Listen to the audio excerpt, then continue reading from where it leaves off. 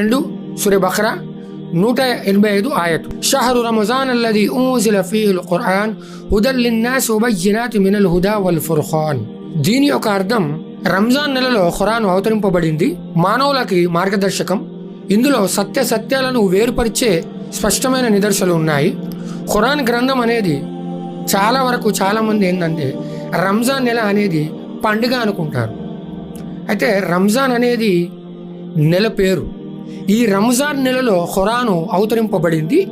23 సంవత్సరాలుగా ఖురాన్ అవతరింపబడింది. అంటే సిచ్యువేషన్, అంటే సందర్భాన్ని బట్టి సూరాలు కానీ ఆయతులు కానీ ఇవి అవతరింపబడ్డాయి అన్నమాట. సోదరులారా, చాలామంది ఏమనుకుంటారంటే ఖురాన్ అనేది కేవలం ముస్లింల గ్రంథము మాత్రమే అనుకుంటారు.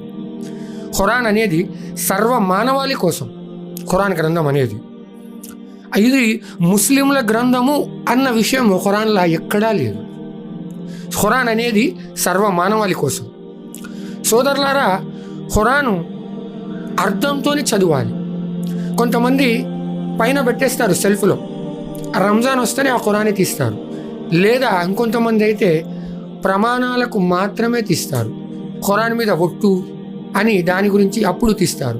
సోదరులారా, ఖురాన్ అనేది అందులో ఎన్నో సైంటిఫిక్ విషయాలు కూడా ఖురాన్లో ఉన్నాయి.